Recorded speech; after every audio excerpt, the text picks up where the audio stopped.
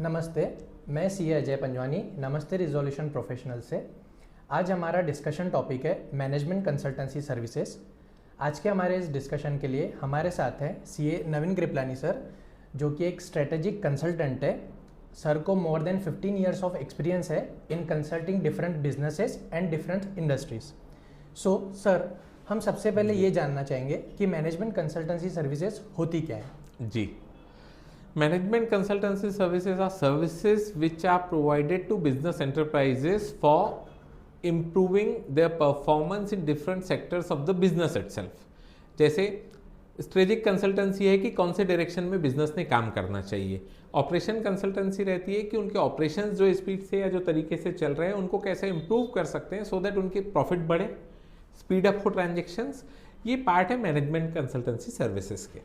Okay, so sir, to whom the management consultancy services are required, किस को ये services required है? जी, तो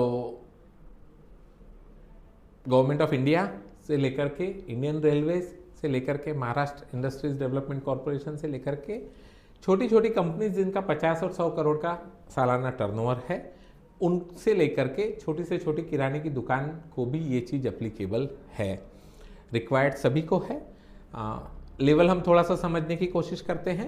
गवर्नमेंट ऑफ इंडिया को जब किसी चीज़ पे रिसर्च करना रहता है तो वो एक मैनेजमेंट कंसल्टेंसी कंपनी को हायर करते हैं ताकि वो पर्टिकुलर एरिया ऑफ एक्टिविटी पे उनको कंसल्ट कर सकें। लाइक जीएसटी में कुछ प्रॉब्लम्स आ रहे हैं, किसको क्या प्रॉब्लम्स आ रहे हैं, रिसर्च करने के लिए वो मैनेजमेंट कंसल्टेंसी सर्विसेज हायर करते हैं। इंडियन रेलवेज को ध्यान में आया कि उनके ऑपरेशंस थोड़े स्मूथली होने चाहिए, तो उन्होंने एक international management consultancy services provide करने वाली एजेंसी को हायर किया।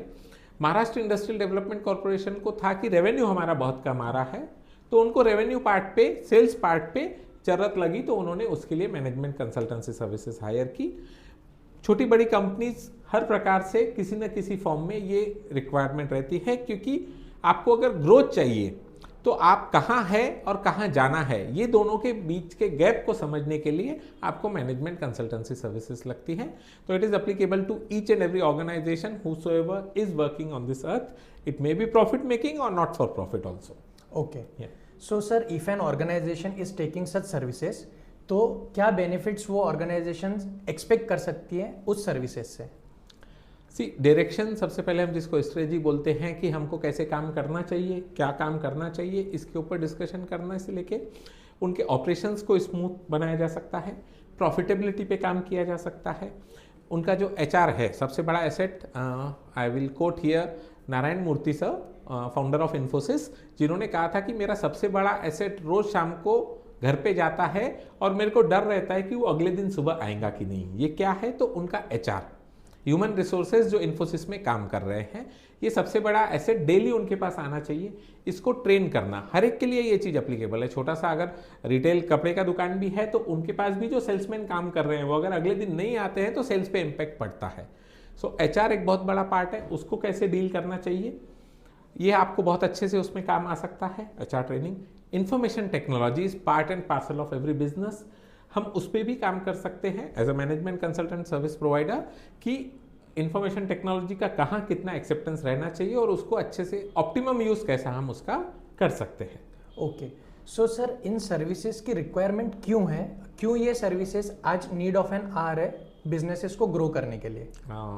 थोड़ा सा पॉलिटिकल आंसर लग सकता है, but the government since last 10 years you can say, उसके पहले भी चेंजेस आते थे, बट अभी पिछले 8-10 साल से 7 साल से चेंजेस बहुत स्पीड से आ रहे हैं। रात को 8 बजे हमको मालूम पड़ता है कि कल सुबह से हमारी करेंसी काम नहीं करेंगी। तो ये जो चेंजेस हैं, जीएसटी को रात को 12 बजे 1 जुलाई को इंप्लीमेंट कर दिया गया, though there was not sufficient system with the department as well as businessman. So ऐसी जगहों पे जो चेंजेस गवर्नमेंट बहुत स्पीड से ला रही है, उनको इंप्लीमेंट करने के लिए हर बिजनेस को मैनेजमेंट कंसल्टेंसी की जरूरत है। नॉर्मली हमारे जो प्रोफेशनल फ्रेंड्स हैं, चार्टर्ड अकाउंटेंट्स, वो ये services free of cost provide कर देते हैं, but this is for small organisations. Organizations who want to grow their turnovers from 30 crore, 50 crores to 100 crores and more, they need proper management consultancy services in a systematic way. Changes बहुत ज़्यादा हो रहे हैं government की तरफ से। Human resources की हम जहाँ तक बात कर रहे हैं, उनमें नेचर का बहुत ज़्यादा चेंज है। time in this world, there was a time when people used to work only for money. Now no one works only for money.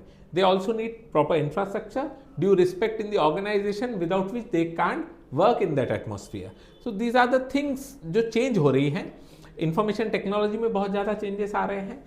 आपकी कंपटीशन अब सिर्फ आपके लोकल डोमेस्टिक जो आपके आसपास में शॉप्स हैं उनसे नहीं है, उसके अलावा भी बहुत सारी फैक्टर्स हैं जो आपको अफेक्ट कर रहे हैं. इन सब के लिए तैयार होने के लिए आपको मैनेजमेंट कंसल्टेंसी सर्विसेज की काफ़ी ज़्यादा ज़रूरत है. Okay, so sir as a management consultant what are the types of services जो हम लोग प्रोवाइड कर सकते हैं एक स्मॉल से लेके एक बिग एंटरप्राइज को या ऑर्गेनाइजेशंस को? जी, तो इसमें टाइप्स एरियाज तो बहुत हैं. नॉर्मली हम जो सजेस्ट करते हैं, जैसा बिजनेस का रिक्वायरमेंट रहता है वैसा हम गाइड करना प्रेफर करते हैं. बट ब्रॉडली अगर हम इनको क्लासीफाई करें तो एक आता है फाइनेंस, जिसमें आ जाता है आपका फाइनेंस रेजिंग कैसा करना. टर्म लोन अगर ले रहे हैं तो टर्म लोन के पैसे टर्म लोन में यूज़ होना चाहिए, वर्किंग कैपिटल के पैसे वर्किंग कैपिटल में यूज़ होना चाहिए. मालूम है कैसे मैनेज करना है, क्या करना है, ये चीज़ें समझना. Financial regular day to day updates, compliances, ये हो गया फाइनेंस का पार्ट. सेकंड आ जाता है आपका इन्वेंट्री एंड सेल्स से रिलेटेड. इन्वेंट्री मैनेजमेंट, जब तक आपको स्टॉक नहीं मालूम है कितना है, पेपर पे या बैलेंस शीट में देखना अलग चीज़ हो जाती है. एक्चुअल इन्वेंट्री मैनेज करना, क्वांटिफाई करना और उसका वैल्यूएशन करना, ये regular part and parcel of organisation होना चाहिए. इसके अलावा सेल्स में क्या नई स्ट्रेटजीज अडॉप्ट कर सकते हैं जिससे सेल्स इंक्रीज हो, it is part and parcel of the business. Mergers and acquisitions एक बहुत बड़ा एरिया है जिसमें आपको मैनेजमेंट कंसल्टेंट्स की जरूरत पड़ती है. बहुत नॉर्मल सी बात हो गई है कि as an individual one can't operate a business. Suppose एक ऑपरेटर था जो 50-100 ट्रक के साथ में अपना ट्रांसपोर्ट की सर्विसेज प्रोवाइड करता था, ट्रांसपोर्ट का बिजनेस ऑपरेट करता था. But as an individual now he can't work on all the fronts. तो फिर 10%, 20% भी अगर उनको उनकी कंपनी का स्टेक किसी को ट्रांसफर करना है तो उसका क्या वैल्यूएशन रहना चाहिए, क्या टर्म्स कंडीशन रहने चाहिए, क्या एमओयू बनना चाहिए, क्योंकि साथ में आना है तो it should be a proper systematic way. तो वो सब चीज़ों का वर्किंग करके देना इस part and parcel of management consultancy services. Okay, so sir हमने मैनेजमेंट कंसल्टेंसी सर्विसेज क्या है वो डिस्कस कर लिया है. What are the types management consultancy services की नीड क्यों है और कौन से टाइप की सर्विसेज एज अ कंसल्टेंट हम लोग प्रोवाइड कर सकते हैं ऑर्गेनाइजेशंस को to grow their business from where they are and where they want to go. So ये सभी टाइप की सर्विसेज मैनेजमेंट कंसल्टेंसी सर्विसेज कही जाती है. Management consultancy services are different from business advisory services.